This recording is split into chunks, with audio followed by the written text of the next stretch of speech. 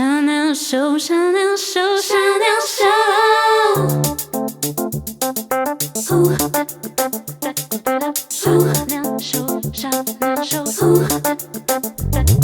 Chanel Show, Chanel Show, Chanel Show, Chanel Show, Chanel Show, Chanel Show, Chanel Show,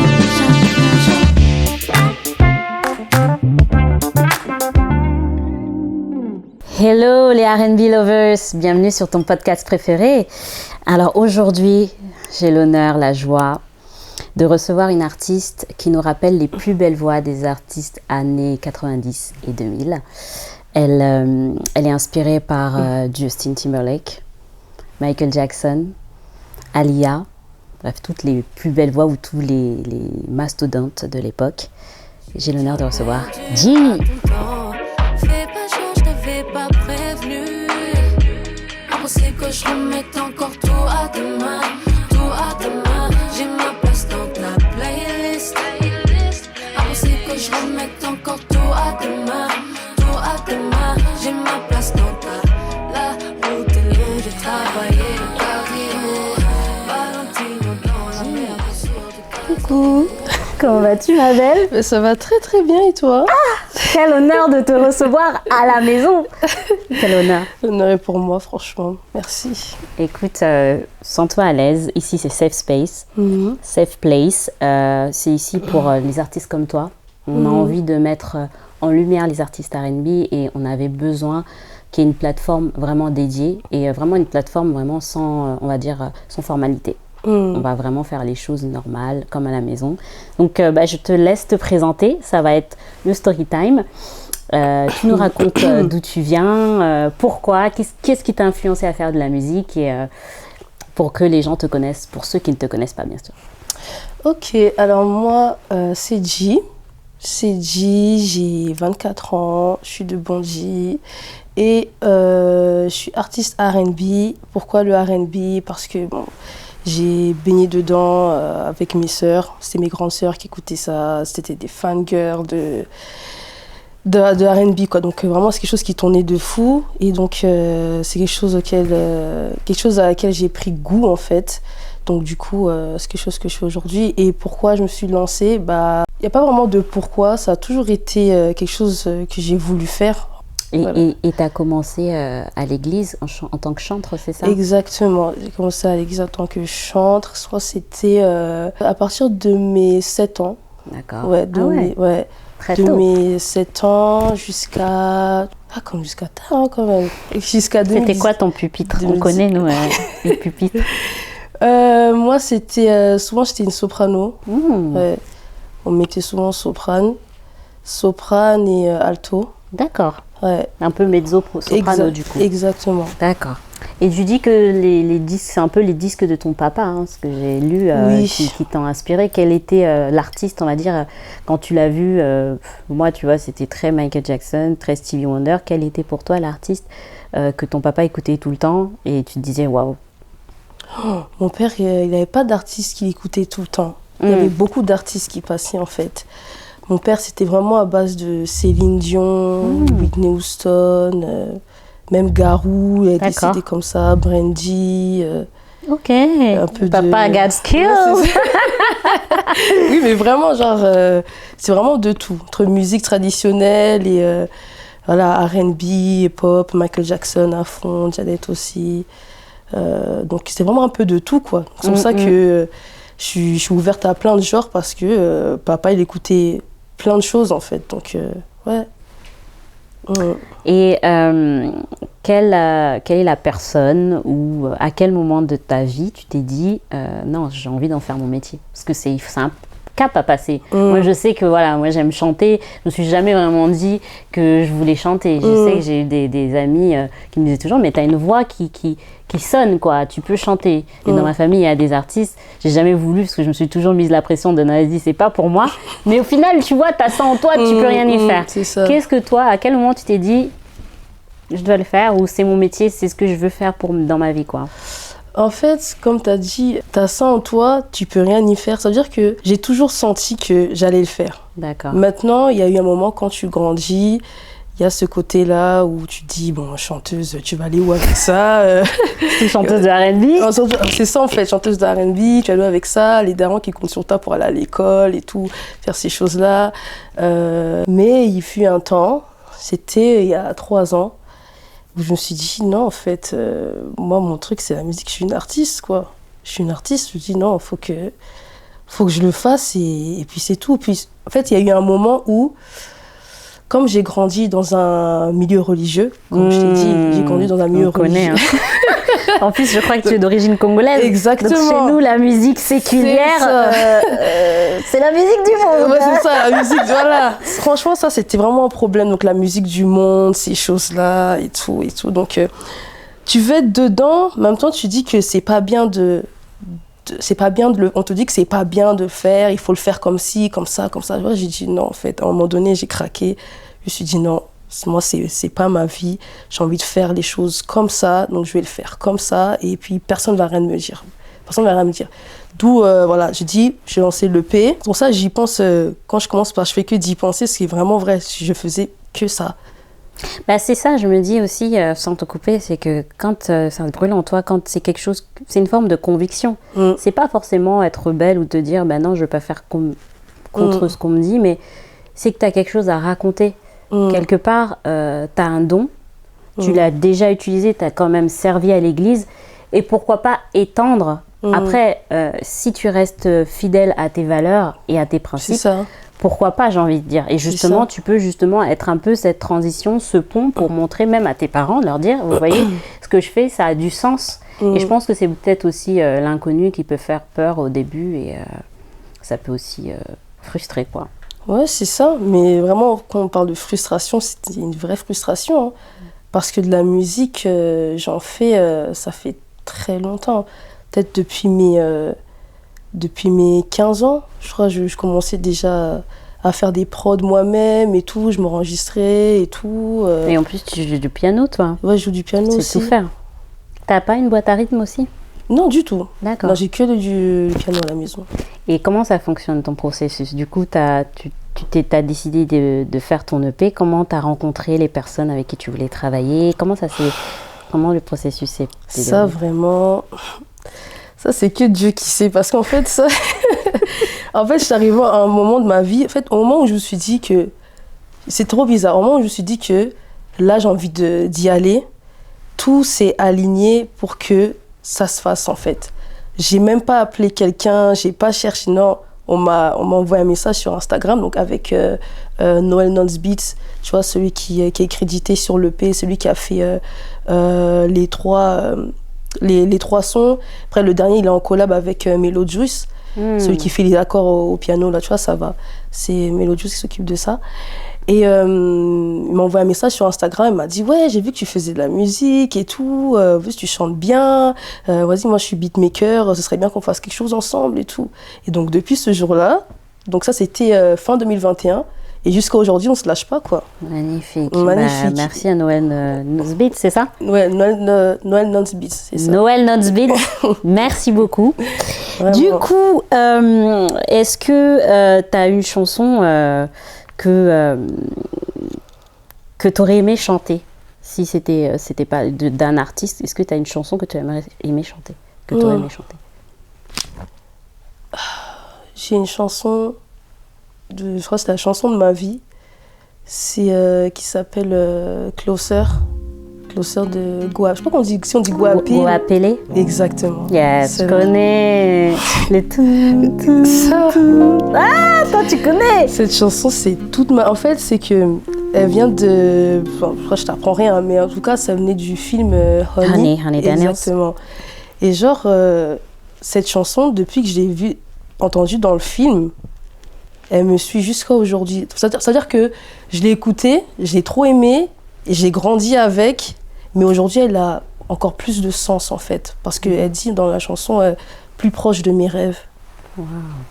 Plus proche. Okay. C'est-à-dire qu'aujourd'hui, quand je l'écoute, genre, ça m'émeut carrément, en fait. Parce qu'en fait, là, je sens vraiment le le poids des mots, en fait, dans cette chanson. Et ça résonne tellement fort aujourd'hui que c'est vraiment la chanson de ma vie, en fait. Avant, je l'écoutais parce que ça sonnait hyper bien, genre vraiment la soul c'est par la excellence. néo-soul. Vraiment. Et elle a eu aussi une traversée du désert. Ce serait intéressant qu'elle puisse venir en France parce qu'on n'a pas l'occasion de beaucoup la voir sur scène en France. Mais c'est une artiste qui a marqué aussi les années 2000, les années 2000, les années 90. Et Guapélé, ceux qui ne connaissent pas, on vous invite à aller cliquer. On va passer à la séquence Blind Test. Ok. Blind Test. Du coup, c'est la séquence Blind Test. Je t'explique, je te donne un mot et tu dois me donner une chanson qui te vient à l'esprit tout de suite. D'accord? Ok. Ouais, c'est très connu, dans toutes les émissions, il y a ça. Et du coup, je pense au mot demain. Impossible que je remette encore tout à demain. Tout à demain. Deuxième titre de mon EP, du coup. Qu'il faut écouter. N'hésitez pas à streamer Très demain. important. Très important. Son EP, j'y pense. Belle. Si c'est pas R&B, c'est pas grave. C'est pas grave. Belle, belle, belle. Comme Oh, et ça, c'est R&B. C'est, Ah pour moi, c'est R&B des années 70, mais c'est R&B soul, dans le sens où, voilà, c'est des samples Motown souvent. Pour Belle, Belle, Belle, je n'ai pas vraiment la confirmation, mais c'est souvent, le Claude François, c'est souvent du Motown. Musique. La musique dans la peau. Zouk Machine. Voilà. Ah là là, quelle belle époque. Maintenant, devine l'interprète de ces titres. Ok. D'accord? Ah, c'est facile. Enfin, pour moi, je pense que tu vas trouver ça à ta portée. S'il suffisait d'aimer. Ce sont là, s'il suffisait. Yeah! Dommage que ta voix ne soit pas au C'est rendez-vous ça. aujourd'hui. Ça, c'est qui déjà? S'il suffit. Céline Dion. Céline Voilà. Dion. Le prix à payer. Ça te parle? Du tout, ça me parle pas du tout. Ça, c'est Matt Houston à l'époque, dans l'album R&B de rue, avec Kaina Samet. C'est une chanson qui était virale à l'époque, qui passait beaucoup sur Ado. Et si tu veux, nous, en tant que lycéennes, on était toutes concernées. Parce que c'était une chanson qui traitait du viol et de choses très difficiles. Mais dans un contexte R&B, c'était encore plus fort, tu vois.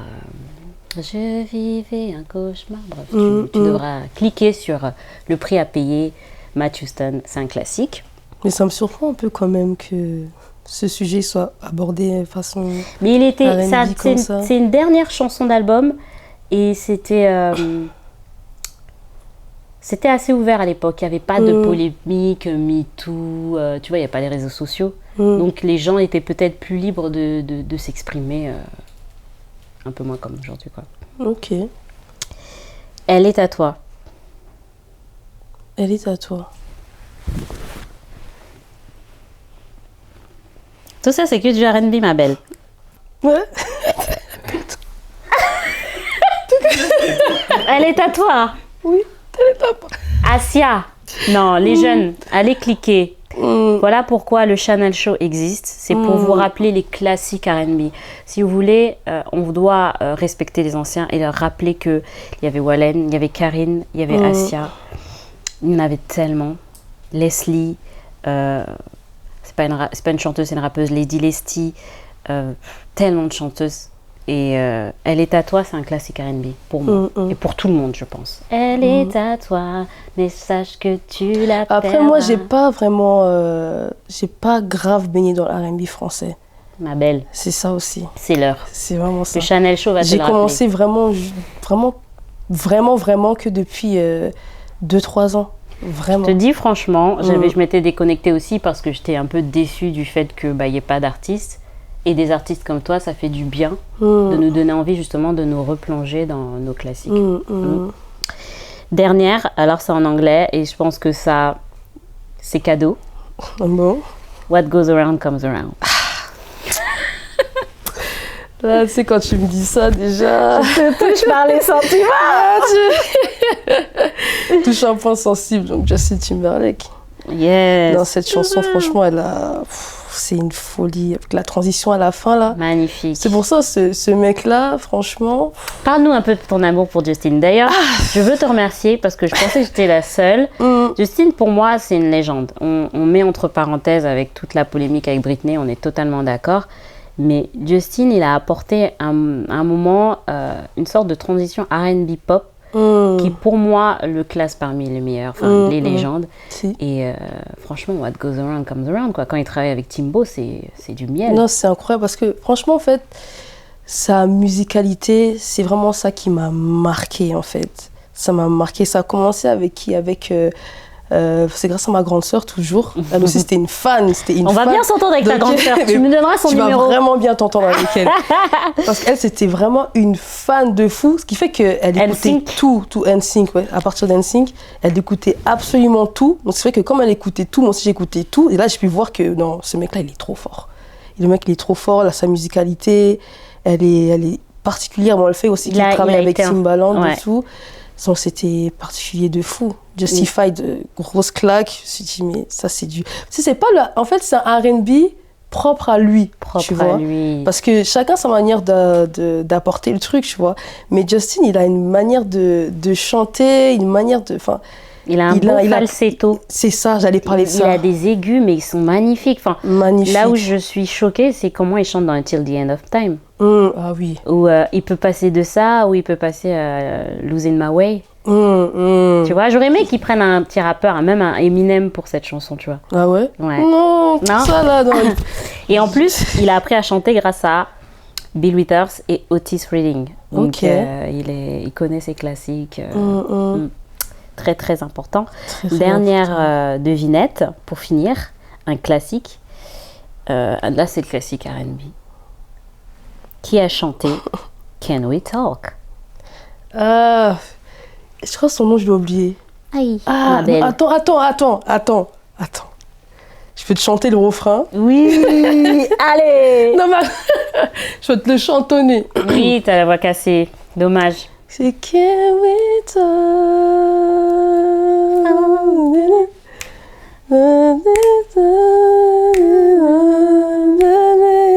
Yeah. Mais j'ai oublié son prénom, je l'ai oublié.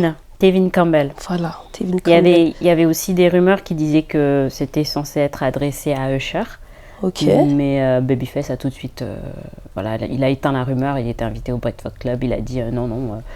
Quincy Jones, qui travaillait sur l'album de Tevin Campbell, a dit non, Quincy Jones m'a appelé un jour, il m'a dit écoute, merci pour les chansons que tu m'as proposées et j'aimerais encore une dernière. Et c'est là qu'il s'est mis sur le piano, il a eu vraiment cette mélodie pour Tevin. C'est une belle histoire, c'est une belle anecdote. Ok, je suis pas au courant. On va passer à la séquence promo, ma belle. Ok, let's go. Alors pour cette séquence promo, tu nous as fait un très bel EP avec de très beaux titres. J'aimerais savoir comment tu les as écrits et aussi qu'est-ce que tu voulais dire dans Ça va. Moi, je trouve que Ça va, ça a un côté un peu, on dirait Alicia Keys un peu. Je sais pas si ça... Ah ouais? Peut-être le piano. Ouais, c'est peut-être ça, je sais pas, mais j'ai beaucoup aimé Ça va. C'est mon préféré. Merci beaucoup. D'abord, l'EP, c'est vraiment la détermination qui m'a poussée à l'écrire. Parce que je voulais vraiment me détacher de ce truc-là où... il faut que tu fasses les choses de cette manière-là, comme ça, ça c'est pas bien vu. Donc en gros, vraiment c'était ça qui m'a poussée à écrire, parce que j'ai dit que là, je veux que ça se fasse et ça va le faire, tu vois. Donc après, appelle-moi, je parle un petit peu du fait que j'hésite un petit peu, mais je suis confiante. Demain, c'est là où je suis vraiment déterminée, genre je doute pas du tout. Et Ça va, c'est vraiment où j'explique en fait que j'avais l'impression d'être quelqu'un d'autre en refoulant ce que j'ai toujours aimé faire, en refoulant tout ce... Mon français. Tout ce que tu as toujours aimé être. Exactement. Et je pense que je me retrouve dans ce titre. Enfin, ça me parle beaucoup parce que on est tellement mis sous pression par les codes de la société que moi personnellement, pour la petite histoire, j'ai toujours voulu un peu mimiquer ou copier de peur de me faire rejeter. tu vois. Du coup, clairement. alors que Dieu nous a donné quelque chose d'unique, et pour en venir à l'église, même à l'église, inconsciemment, on va vouloir reproduire des codes qui sont contraires même à notre destinée, tu vois. Alors que si Dieu nous a appelés à faire quelque chose, si on a une conviction vraiment intérieure, et que ça revient en ce que tu disais au départ, bah, il faut y aller. Et le regard des autres, de toute façon, ils auront toujours quelque chose à dire, et ça va justement me parler. Ben, c'est ça. Ben, c'est ça, dans la chanson, je dis que j'ai été tout le monde avant moi, et que genre à chaque fois je répétais les mêmes choses. Alors c'était vraiment, je répétais la même vie, et alors que je l'aimais pas du tout. J'aimais pas du tout cette vie-là de... Mais tu me parlais ou quoi? Tu me parlais indirectement, ma belle. On dirait, hein, mais en tout cas, ça va, c'est vraiment une chanson qui me tient beaucoup à cœur, parce qu'elle est très personnelle. Et encore, je ne suis pas vraiment rentrée dans les détails, mais en gros, c'est ce que je raconte, quoi. J'avais un masque, en fait. Et moi, ça me convenait plus. En fait, j'étais dans un milieu où le mode de vie me convenait plus, j'aimais plus ce que je devenais, en fait. C'est ce que je dis en plus après dans l'outro de l'EP, c'est que c'est une identité qui me correspondait plus, en fait. Ce que j'aime bien, pour finir, avec ton EP, c'est que ça a ce côté très journal intime. Ouais, c'est vraiment très, le but, ouais. Très proche des gens. Appelle-moi, ça va demain. C'est une forme de psychanalyse. Et comment, juste une petite dernière question, comment s'est fait le processus d'écriture? C'est-à-dire que tu écrivais ou en studio, les paroles sortaient d'elles-mêmes? Comment se passait le processus? Honnêtement, les paroles, elles ne sortaient pas d'elles-mêmes, parce que c'était dur, en fait, de trouver les bons mots. Moi, je cherchais vraiment à mettre des mots justes sur ce que je ressentais. Peut-être pas, non seulement je ressentais sur le moment, mais aussi au moment où j'étais dans ce truc-là où je me cherchais de fou, tu vois. Donc je cherchais vraiment les bons mots, ce qui fait que je pouvais écrire, et je disais que non, ça je sais pas, c'est pas assez fort, ou ça se rapproche pas de ce que je ressens vraiment, tu vois. Donc je réécrivais jusqu'à ce que j'arrive à quelque chose qui me parlait vraiment, ce que j'ai vraiment vécu, tu vois. Donc après, j'ai toujours aimé écrire, mais peut-être c'était pas par rapport à du journaling, tu vois, j'étalais mes pensées et tout. Mais pour des chansons, ça devenait plus dur, parce qu'il y a certaines phrases qui sont... Tu peux pas vraiment les chanter, tu vois. Tu vois, la personne qui sait bien faire ça, c'est Aya, tu vois. Elle va faire Aya, elle a des onomatopées, en plus, elle arrive... C'est ça, en fait. Aya, elle va dire des mots, en fait, elle va parler, elle va chanter comme nous on parle, tu vois. Incroyable. Mais moi, faut qu'elle m'explique le black, Pookie. C'est la Pookie dans le sas. Bon, après, c'est pas de ma génération. Bref, elle est incroyable. Non, mais elle est incroyable. Mais moi, tu vois, quand j'écris, je préfère des choses qui sont un petit peu plus... on va dire plus poétique, tu vois, plus de cette manière-là. Donc, ça fait que j'ai toute une recherche, en fait, pour que ça sonne bien, quoi. Et voilà. C'est super. Alors, est-ce que tu as des projets en cours? Qu'est-ce qui arrive là? Comme c'est ta séquence promo, c'est à toi, là. Il faut te vendre un peu, ma belle. Oui, alors, déjà, il y a un nouveau single qui arrive très bientôt. Très bientôt. Nouveau single, extrait du deuxième projet aussi. Donc, il n'y a pas encore de date, en tout cas. Mais pour le nouveau single, c'est dans quelques mois. T'as une date? Enfin, t'as pas encore de date, ok. Donc, je ne peux pas donner de date, mais bientôt. Tu pourras revenir au Chanel Show pour dire voici mon nouveau projet. Il n'y a pas de problème. Tu es chez toi. Ici, c'est chez nous, c'est chez toi. Tu fais comme à la maison. Merci. On va terminer l'épisode avec 2 questions pour moi qui sont importantes. Pour toi, quelle est la plus grande chanson ou la plus belle chanson de tous les temps? La plus belle de tous les temps? Ça, c'est... Ça, c'est dur comme question, quand même. Je suis sûre que même toi, tu peux pas répondre. Pour moi... Ouais. What a Wonderful World. Ok.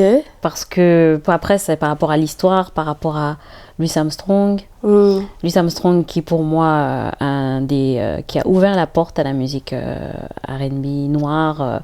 Ok. C'est l'un des premiers qui a été reconnu publiquement populaire, qui a été vraiment populaire, artiste jazz, qui a des origines congolaises.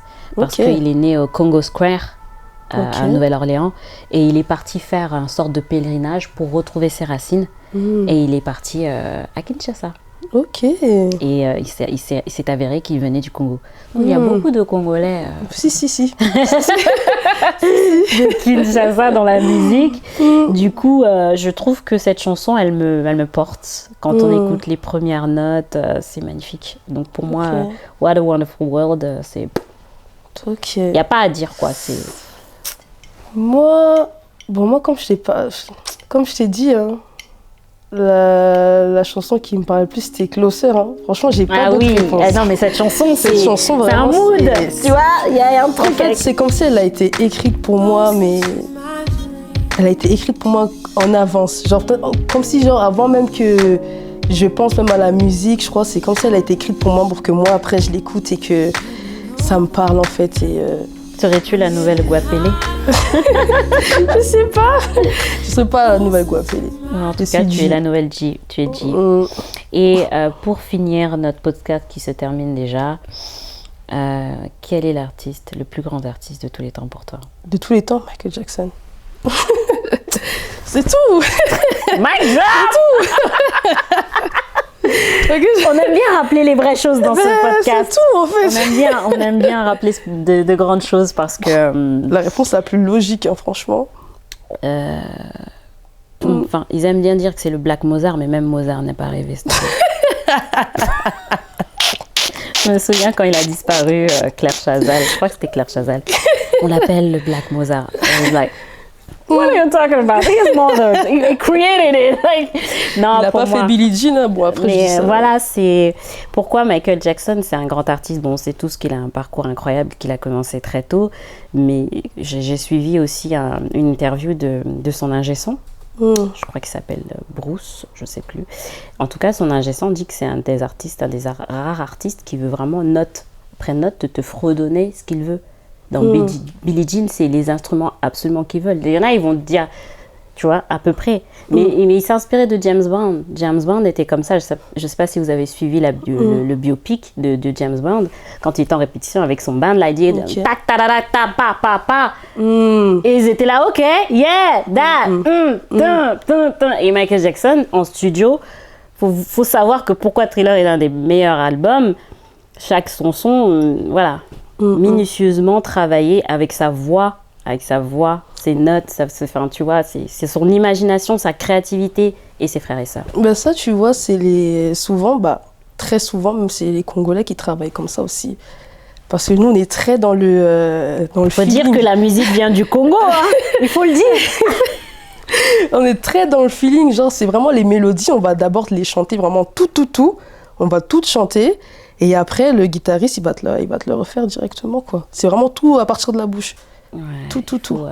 Il faut vraiment faire... j'aimerais bien que même Ina Congo fasse un sort de reportage derrière tous les grands... Ah non, mais c'est un cas étudié, hein, important d'étudier, même de suivre, de faire un reportage, parce que tout le monde mérite de le voir au cinéma ou quoi, de comment ils composent et parce que eux, ils n'ont pas besoin d'avoir fait une école lyrique, pas du tout, conservatoire.